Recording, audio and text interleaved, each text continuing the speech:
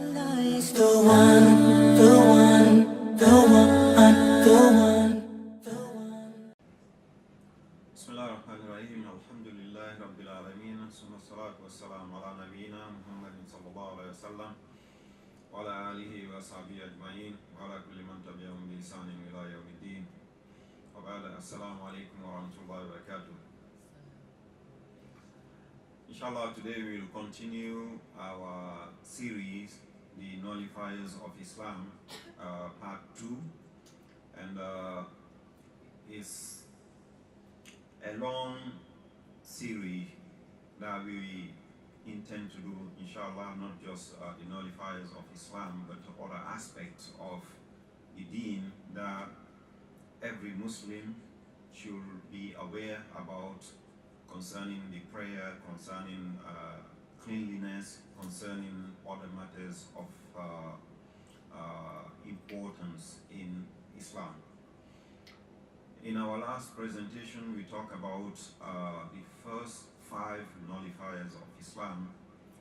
These are items or actions or belief that if anybody have them, they may be outside the fold of Islam, and most of the people who fall under this category, they do it unknowingly. So it is important that these nullifiers are part of our daily revision, you may say, that we should be aware of them and stay away from them in order not to fall into that category. Reason being, Allah subhanahu wa ta'ala mentioned in the Quran that if the Prophet sallallahu alaihi wasallam was to commit any shirk, that will nullify all his deeds.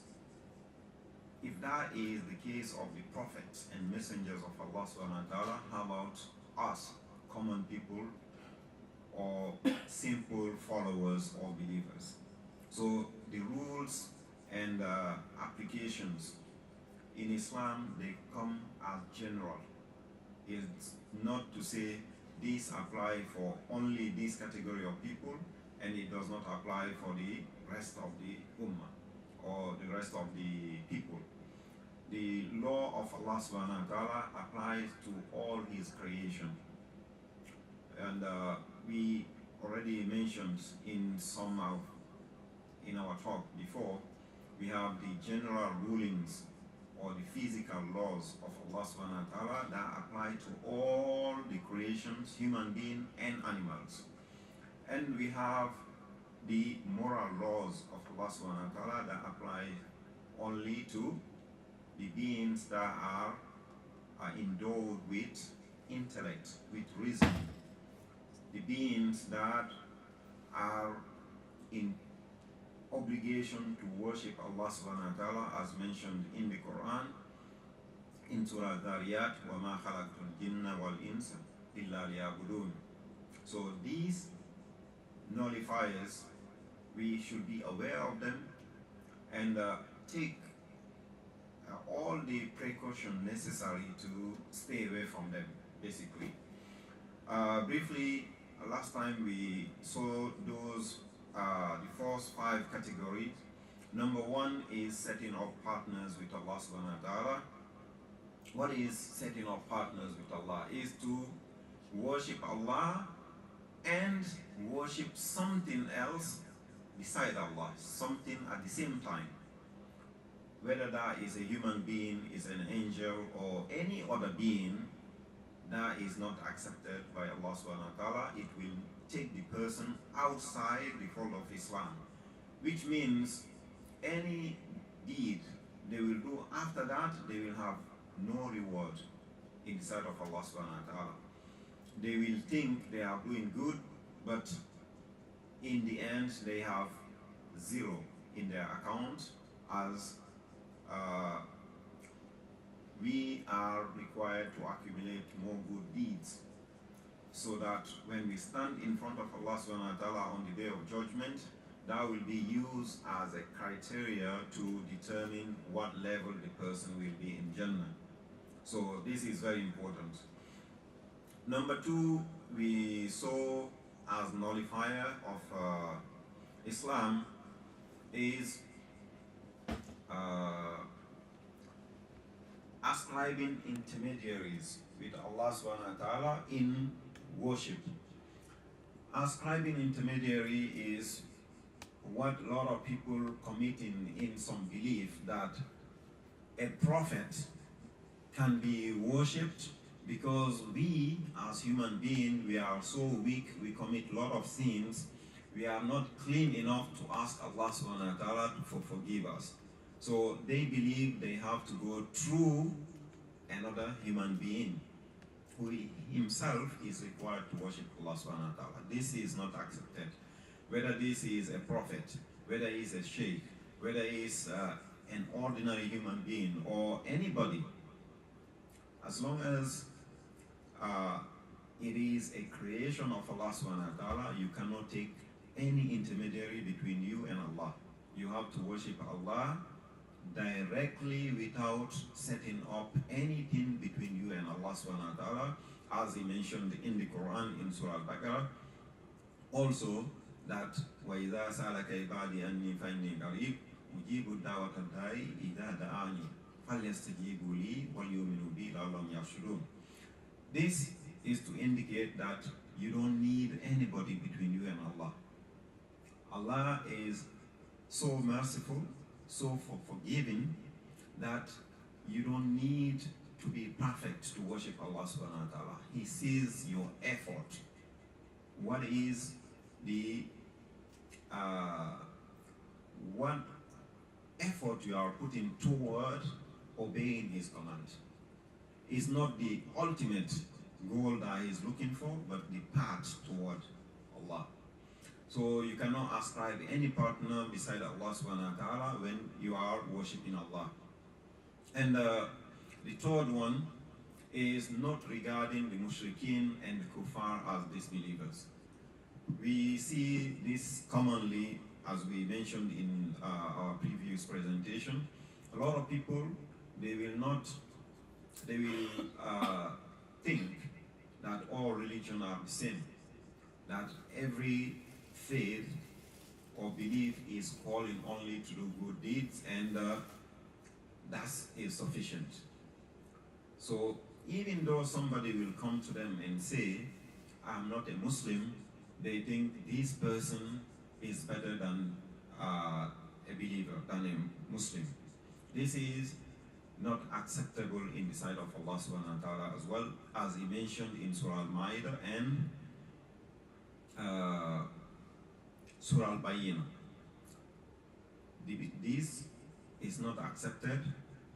Anybody who does not disregard, who does not regard the mushrikeen, those who associate partners with Allah, and the disbelievers as disbelievers, then this will take the person also outside the fold of Islam. A lot of people in our time fall into this category as well. And number 4, believing that the guidance of someone other than the Prophet ﷺ is more perfect than his guidance. And you will see a lot of people arguing today because they are not exposed to the Islamic knowledge. They're not exposed to a deep understanding of the deen. They start arguing that these group of people, they are better than the Muslims in terms of this and that. Yes, in terms of worldly matters, we have people in the Ummah who have shortcomings. But in the end, a believer is always better than a disbeliever in the sight of Allah subhanahu wa ta'ala because of their iman. That's why Allah subhanahu wa ta'ala mentioned in the Quran, كنتم خير أمة أخرجت للناس تأمرون بالمعروف وتنهون عن المنكر ويؤمنون بالله. That you are the best of mankind. Anybody who think otherwise, they are going against that ayat, and denying any of the ayat of the Quran is kufr, disbelief. So A lot of people again falls into this category. And number 5, we mentioned before, is hating something that was brought by the Prophet ﷺ. And this is also very common. A lot of Muslims, they have no problem believing in Allah subhanahu wa ta'ala. They don't have any problem worshipping Allah without any intermediary, but within themselves they have some kind of resistance in some of the aspect of the deen. And hating that, affirming it, is kufr. May Allah subhanahu wa ta'ala protect us from that. And each one of these nullifiers have evidence in the Quran directly and also supported by many ahadith. We'll not go into details of that. This is just a reminder of what we saw in our last presentation, the first 5 nullifiers of Islam. These are things, if anybody have them and apply them without falling into the category of the ignorant people, this will take the person outside the fold of Islam. We mentioned before in our introduction, when ignorance can be used as an excuse, somebody may have one aspect or some aspect of these pillars or nullifiers, as we mentioned, but if they are ignorant of it, they are still Muslims. But if they are aware of these things and they don't apply them and they still have this belief, it will nullify their belief in Islam. So number 6 today, inshallah, is the ridiculing or making fun of any aspect of the religion. Subhanallah, we see a lot of people in our time making this as their profession. They have nothing better to do than playing comedy with the symbols and signs of the deen. And Allah subhanahu wa ta'ala mentioned this one in the Quran. He said, what? Say, what is Allah and His ayat, meaning that the proof and verses, evidences, lessons, and His messenger that you are mocking? No excuse, you have disbelieved after you have believed. This ayat was revealed to the Prophet ﷺ when some companions were sitting and they making mockery of some of the other companions. They said, these companions, of course, most of them, we may not say, those who were making these remarks and mockeries, they are hypocrites. They were hypocrites, not the true and sincere companion of the Prophet ﷺ, as we know them.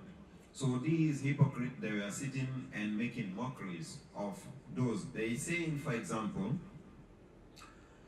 mentioning some names of the companions, so and so, they are only showing up when it comes to eating. But when it comes to fighting and going for jihad, they never show up. And then they start mocking them and mocking the Prophet ﷺ, mocking some of the ayat.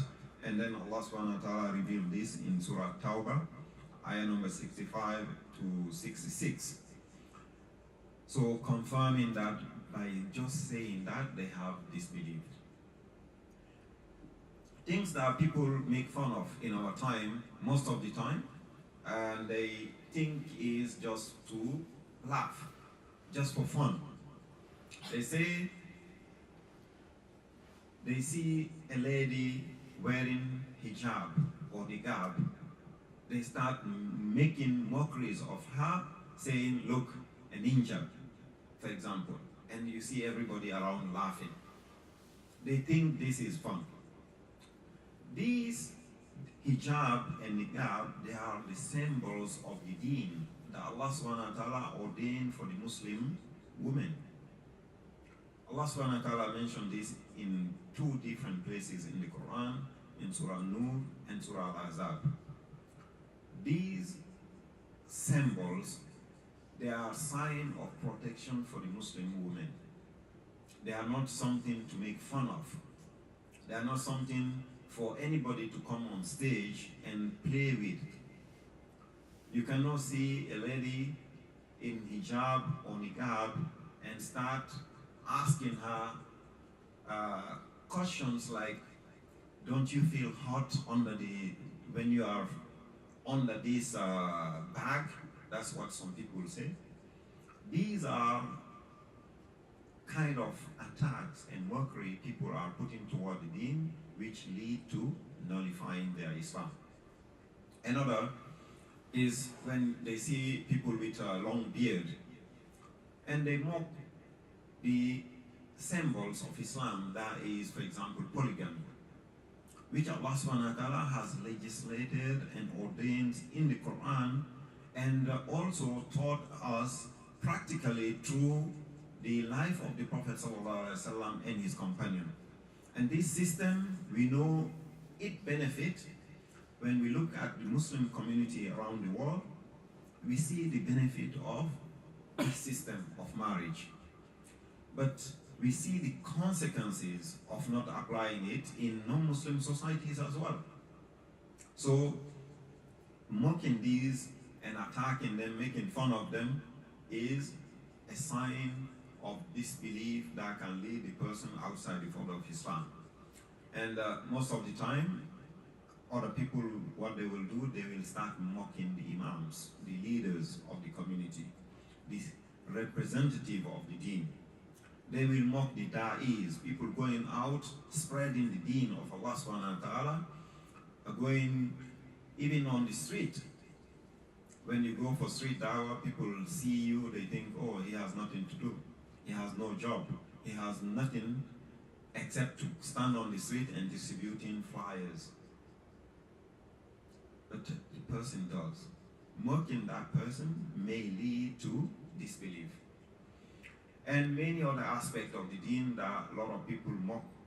And mocking, as I mentioned, any part of the deen, meaning that from the Quran, the Sunnah of the Prophet ﷺ that is confirmed, will lead the person to being a kafir.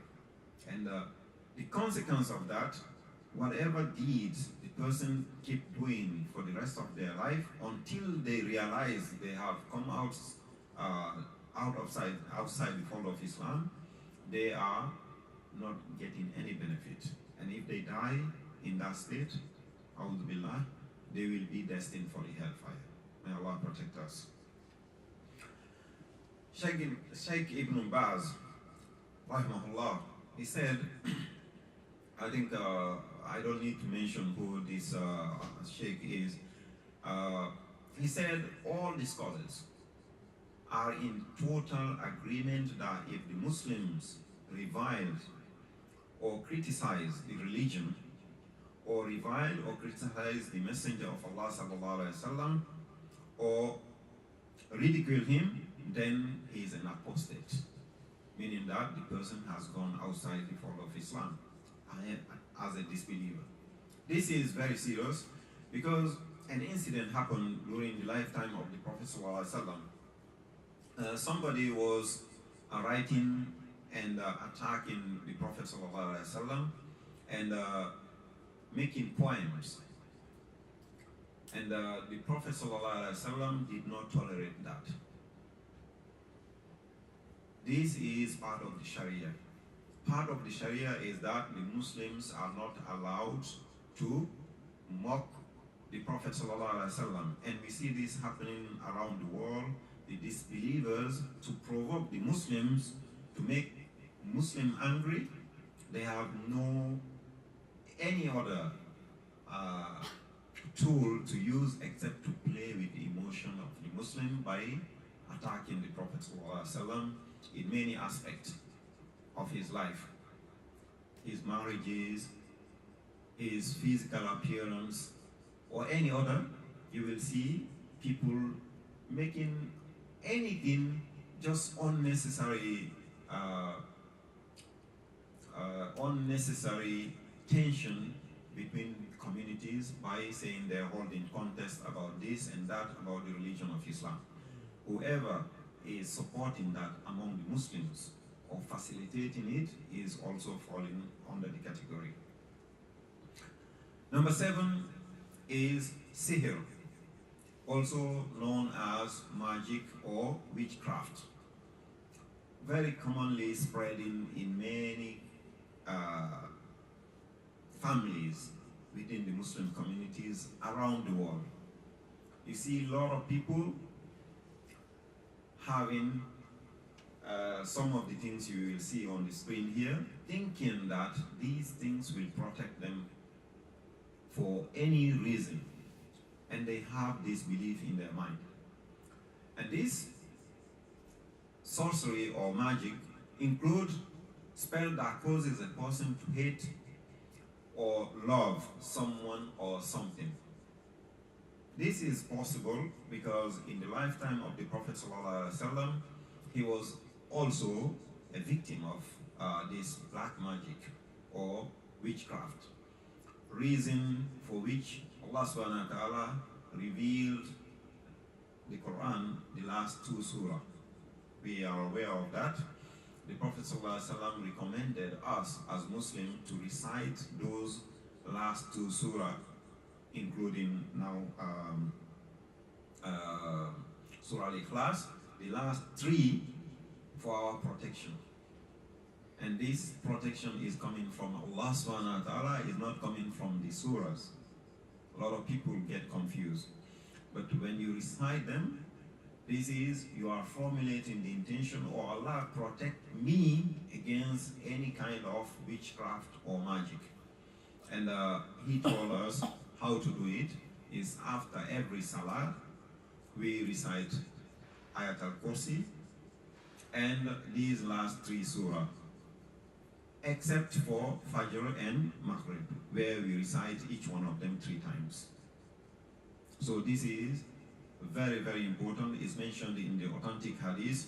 I don't need to go into those details mentioned in the details of the hadith, but this is the teaching of the Prophet ﷺ. If anybody is looking for protection against shirk and magic, this is the methodology the Prophet ﷺ used. And we know the incident, what happened to him when Jibreel ﷺ came, and all the details. Allah subhanahu wa ta'ala revealed these last 2 surah, and he used that, Allah cured him. So whoever perform, meaning magic, or is pleased with it being done to him, has committed disbelief. And we see some people going to what is called to fortune tellers, witch doctors. They said, okay, can you tell me what is going to happen to me in the next 5 years? Or I'm about to start a business, can you tell me if this is going to be successful? Or I'm entering into a profession, can you choose for me whether I should be a doctor or a lawyer or an engineer or something? Anybody falling into that category is committing disbelief. Allah stated in the Quran that, and neither of those, meaning the 2 angels, will teach anyone until they had first said to them, we are only a trial for the people, do not commit shirk or disbelief. This is documented in the Quran. As we know, Harut and Marut, they are 2 angels who were sent down by Allah subhanahu wa ta'ala as a test for the time, for the people of that time. And they never taught anybody magic or shirk. It's only showing the people and warning them against it. That's the reason they engage into it. They said, they warn the people, they said this is a test from Allah subhanahu wa ta'ala, do not engage into it. So nobody can take that as an excuse to say, oh, the angels practiced it. No. With regard to these nullifiers of Islam, there is no scholarly consensus on all its form. By the way, not all the scholars agree to this is a nullifiers of Islam. But what appears from majority of the scholars, this is something that nullifies one's Islam. Number 8 is supporting the mushrikeen or helping them against the Muslim. This also falls under nullifiers of Islam, because the Prophet ﷺ said the believers are supporters of one another. So if you are supporting the people against the believers, you are going against this instruction of the Prophet ﷺ. And then Allah mentioned in the Quran clearly that we should not take the disbelievers as our awliya and protectors against Muslims, basically. And what is meant by this ayat is in Surah Al-Ma'idah, ayah number 51, is meant that if a Muslim help and support and aid the disbelievers against the Muslims, and he forms alliance with them to fight the Muslim or to harm the Muslims, this is kufr. And if you remember one authentic narration of the Prophet ﷺ where he mentioned the 7 destructive sins. One of them is to support the disbelievers against the Muslim, meaning turning away from the Muslim on the battlefield, changing camp. You see the Muslims are in difficulties, you think they're going to be defeated, you run away from the battlefield and join the disbelievers against the Muslim. We have people in our time today facing challenges and difficulties in their life. They think, oh, this is the end. We are migrating, we are changing camp. We will change our religion. We will become this, thinking that this is a success for them. Temporary. It's only a temporary pleasure. It does not benefit except for a very short time. Nobody should sell their Islam against a lasting, in this dunya, against an everlasting peace and tranquility in the hereafter. It's a danger, it's a miscalculation. If anybody is intending to join side with the disbelievers against the Muslim, they should think twice, because it's something that is very temporary against the everlasting life in the hereafter. So, number 9, believing that it is permissible for someone to go beyond the bounds of the Sharia and follow a religion other than Islam.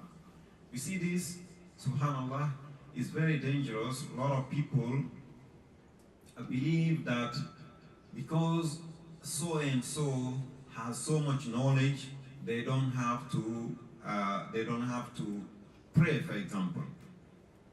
They don't have to fast because they have so much knowledge, they have grown, they are receiving revelation, or they are receiving wahi from Allah subhanahu wa ta'ala. This is a danger. The Sharia of Allah subhanahu wa ta'ala makes no distinction between all the creation. Anybody claiming to have any power or any benefit above the other among the human being is committing disbelief and kufr. So it is not permissible for someone, for some people to go beyond the bound of the Sharia of the Prophet ﷺ. It's not, you cannot say the Sharia does not apply to the king, for example, and his family. No. Islam says if somebody is confirmed as a highway robber, the Sharia recognizes the person as that. The person's hand should be chopped off. If a prince or the king himself is doing that, this law should apply to him. You cannot make a distinction to say only the poor people should receive the punishment of the Sharia. Likewise, you cannot say when there is benefit, it's only benefits the elite. We all remember the justice or the fairness of the first leaders of Islam. Umar ibn al-Khattab radiallahu anhu, Abu Bakr radiallahu anhu. They were very, very strictly observing this to say that the law applies to them as well. Umar bin Abdulaziz, one of the great leaders of the Ummah, at a point he didn't have money to buy gifts or new clothes for his children at Eid time. He is the leader of the Ummah. He went to the guardian, the man who is in charge of the Baitul Mal. He said, "Can you advance me some money from my salary so that I can buy something for my children for Eid?" The reply of this man was, "If you guarantee me that you will leave to pay this debt, I will take from the Baitul Mal and give you." And if we compare in our time today, it's like the president of the country going and ask the Minister of Finance for a loan. They say, "Take it from my salary." And the Minister of Finance refusing it. Can you imagine? Abu Bakr Siddiq radiallahu anhu, when he took over the leadership of the Muslim Ummah, that was part of the khutbah today when the Imam was mentioning it. The story is so touching. He said, "Every one of you is weak in my eyes until I have taken the right of the people from him and give to the poor. Every one of you is strong in my eyes until I take I take his right from the strong people and give it to him." Meaning that he is going to apply justice. Whenever I'm wrong, stand against me. Whenever I am in the right path, support me. When he made that speech, a companion was sitting down in the congregation there, because Abu Bakr Siddiq radiallahu anhu, he made it in a way that it's very humbling. He said, "Oh people, I'm not better than you. If I command you anything that is in line of the command of Allah subhanahu wa ta'ala and the sunnah of Rasulullah sallallahu alaihi wasallam, support me. If I command you anything against that, you need to rectify me." One of the men sitting in that congregation stood up. He said, "If you go against the Quran and the Sunnah of the Prophet ﷺ, we will rectify you with this sword," meaning we will fight you. Subhanallah, what a faith. Now, imagine you go to the inauguration of the president of any country today. He's making his speech. He said, "Oh people, I want all of you to support me. And if I do wrong, I want you to rectify me." And then you stand up with a gun and say, "If you go against the constitution of this country, we will fire you with this gun." What will happen to you? You will go, if you are lucky, you will not be shot at. You will be arrested and sent to jail for the whole mandate of that man. Or you may die in jail. May Allah protect us. So this is to show you that the fairness and the Sharia is for everybody. It's not just for the rulers, and it's not just for the poor people and common. It's for everyone. Anybody who think that they are above the Sharia, they are committing disbelief, and it can lead them outside the fold of Islam. And Allah subhanahu wa ta'ala mentioned this in the Quran in Surah Al-Imran. He said, "Whoever seeks a religion other than Islam, it will never be accepted of him, and in hereafter he will be among the losers." There are a lot of people who think today there are other faith or religion accepted by Allah subhanahu wa ta'ala. Say, okay, there are also good people, they're giving in charity, they are constructing roads and this and that. But what is fundamental is missing, is to recognize, acknowledge, and obey Allah subhanahu wa ta'ala as the number one step. Anything that is not done based on that will not have any reward in the sight of Allah subhanahu wa ta'ala. That's why anybody, if they are so generous, they pays the bill for all mankind, this will not be a ticket for them to enter Jannah if they don't have faith in Allah subhanahu wa ta'ala. Number one is faith, then the action. And when we see the Quran, every time Allah subhanahu wa ta'ala mention faith, He will mention action. Anytime He mentions action, He is mentioning faith. They go together. You cannot separate them. As in other religion, you see people saying, oh, you just need to believe. This man died for you. Done. You are saved. No, in Islam, the faith, having the belief, and the action, they are combined together. One cannot be without the other. So believing any other faith is acceptable in the sight of Allah subhanahu wa ta'ala. Beside Islam, this is disbelief. Number 10 is turning away from the religion of Allah subhanahu wa ta'ala, not learning it and not acting according to the injunction of the religion. This also is a nullifier. This is something you see a lot of people doing today. They said, okay, I believe I'm a Muslim. But they don't pray. They don't give the zakat when it's due. They don't fast the month of Ramadan. They don't perform the Hajj when they have the ability. Having the belief alone is not sufficient. So, meaning that they don't make any effort to implement the worship that Allah subhanahu wa ta'ala has enjoined upon us. Remember the hadith Jibreel alayhi salatu wasalam, when he came to the Prophet sallallahu alaihi wasallam, he asked him, "O Muhammad, tell me what is Islam? Tell me what is Iman? Tell me what is Ihsan." The Prophet sallallahu alaihi wasallam said the foundation of Islam is upon 5 pillars. You cannot just have one of them and say, okay, the rest I pass on. Having the belief alone is only the step, one step into the deen. In an authentic narration, the Prophet ﷺ said,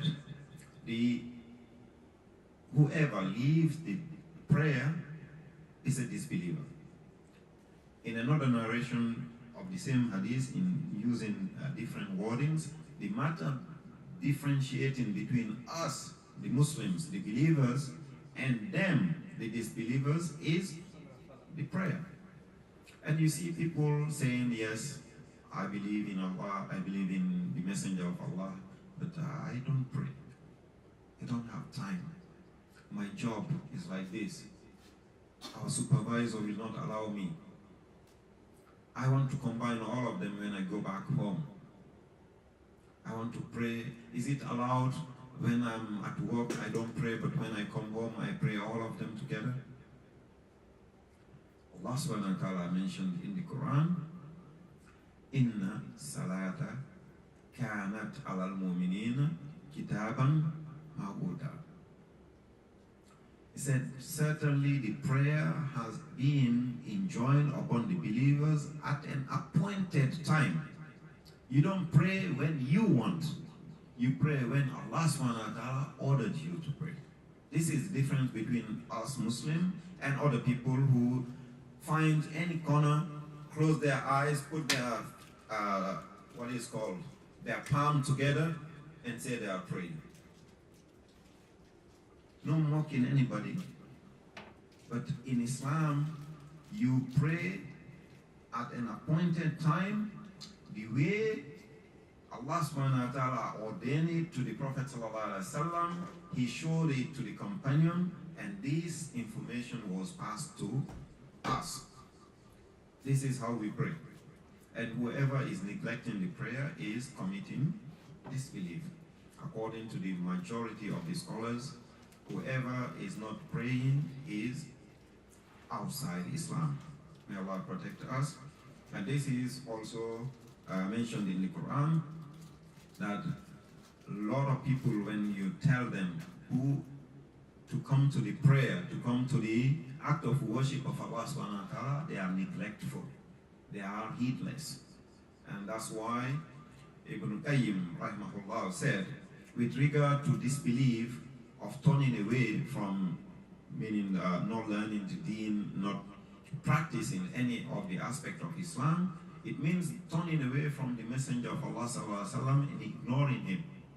Somebody come to you and say the sunnah of the Prophet sallallahu alaihi wasallam is like this. You say, okay, but my sheikh or my imam say like that. Subhanallah. Ibn Umar rahimahullah radiallahu anhu, he said, when he's talking to one of his, he is just narrating an hadith. He is narrating what he saw the Prophet ﷺ doing. One of his kids gave another opinion. He said, I will not speak to you anymore. I'm talking what the Messenger of Allah ﷺ said. You are giving me your opinion. I don't want to hear from you. I will not speak to you anymore. He got angry with this, to show that how much he is giving importance to the sunnah of the Prophet ﷺ. So when the Prophet orders us, or he shows us to do something, and this information reach us clearly, we have no reason to reject that and follow anybody's opinion. So Ibn Qayyim rahimahullah said, neither believing in him, nor disbelieving in him. So they are just following the masses. When people turn left, they are with them. When people turn right, they are with them. No, you should be firm in your belief. You should know what you are doing. You should follow the footsteps of the Prophet ﷺ and his companions with understanding, with knowledge, not because the majority of the people are doing it. The majority of this, the current people in the world, the majority are disbelievers. You cannot follow the majority. It's not about majority. It's about understanding. So he said, neither taking him as an ally nor taking him as an enemy. They don't consider anything from the sunnah. They don't act upon it. They say, okay, it's fine. If it's fitting their wishes and desires, they follow. If it's not fitting, they leave it aside. They don't criticize it, and they don't, they don't promote it. And not paying any attention to what he brought at all. When you tell them this is the way the Sunnah has told us to pray, they say, no, I will sit down and pray. While the Prophet ﷺ, he used to stand, bow down, and prostrate. If you are able to do that, you have no reason to do otherwise. And then most people are heedless of the sign of Allah subhanahu wa ta'ala, as the Quran mentions in Surah Al-Isra. He said, and surely we have created many of the jinns and mankind for hell. Subhanallah. Surah Al-Araf. Then they have heart wherewith they do not understand. They have eyes where they do not see. They have ears they do not hear. Subhanallah. And they are like the cattle. Or the cattle are better than them. If somebody have all these faculties and they cannot reason better than an animals, they do exactly what the animals do. They go out in the morning, they graze, they eat grass and come back in the evening, sleep. You have no difference in your life as the way the animals are living, meaning they are better than the human being.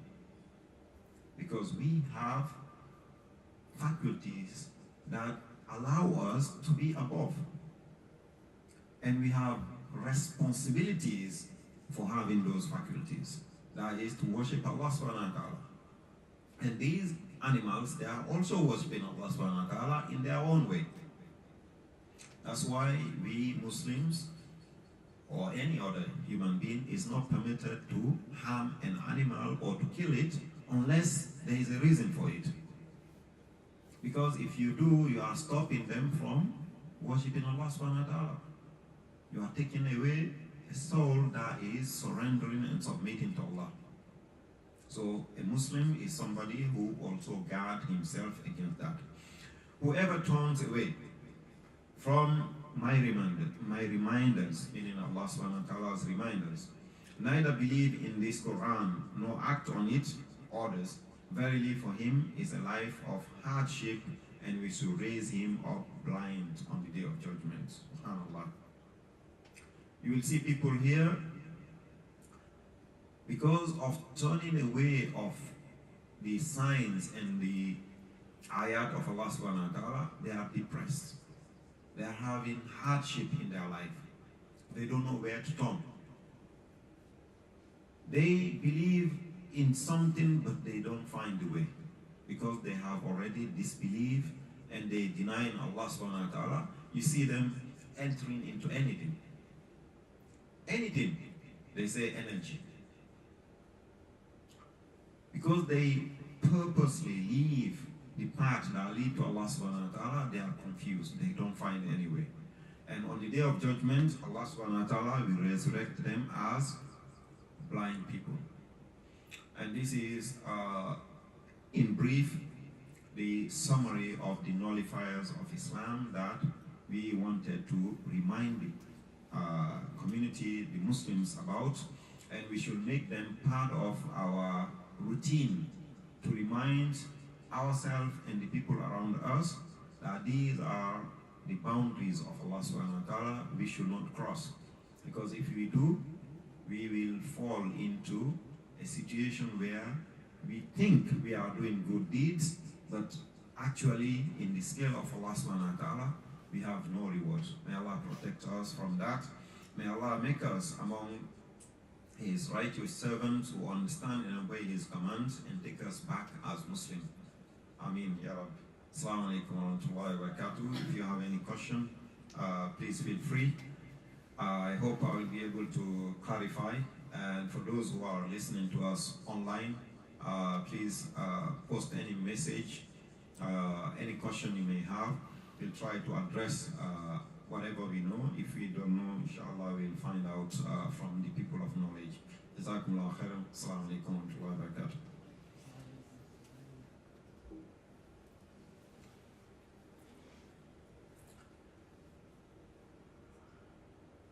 Any question? Any comment?